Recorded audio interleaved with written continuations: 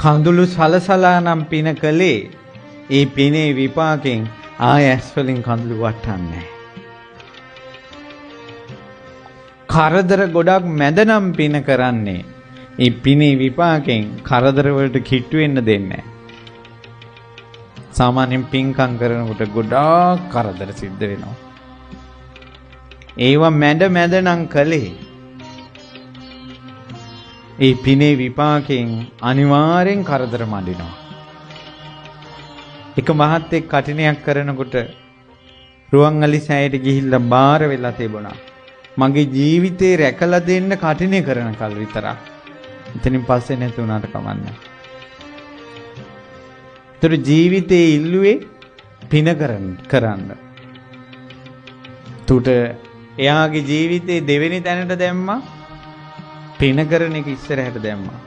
ජීවිතේ අතහැරලා එයා පින කළාද ඒ පිනේ විපාක ඒ මොකද්ද? එයාට රහත් වෙනකල් එයාව මරන්න බෑ. මඟපල් ලබනකල් මරන්න බෑ. ඒ කියන්නේ මේ විපාකේ දෙනකල් එයාගේ ජීවිතේ කොහොමද රකින්නවා? පින කියන්නේ මහා අద్భుත දෙයක්. අద్భుත දෙයක් පින කියන්නේ. පින් නම් කරන්න ඕන. ඉතින් මං කියන්න ගියේ එතකොට ඉදා අසංඛ්‍ය 4 කලින් කල්පලක්ෂ 4කුත් අසංඛ්‍ය 4කුත් කල්පලක්ෂයකට කලින් මඩේ වැතිරුණ පිනත් බුදුරජාණන් වහන්සේ සිරිපා තබනකොට මේ කල්පේ විපාක දුන්නානේ. එහෙනම් අපේ සංසාරේ කල්ප කී කෝටියක කර්ම විපාක දෙන්න මේ ජීවිතේ අවස්ථා එනවා ඇතිද? මේ ජීවිතේ අපි ගත කරන අවුරුදු ගණන් කරන්න පුළුවන්. මාස ගණන් කරන්න පුළුවන්. පැය ගණන් කරන්න පුළුවන්. විනාඩි ගණන් කරන්න පුළුවන්. තප්පර ගණන් කරන්න පුළුවන්. ඒකත් බෙදලා ගණන් කරන්න පුළුවන්. සසරේ ගමන් කරපු කල්ප ගණන් කරන්න බෑ.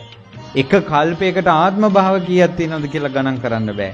එක කල්පයක කරපු කර්මයක් එක තප්පරයක විපාක දුන්නත් මේ අවුරුදු 60 මදි කර්ම විපාක ගෙවන්න.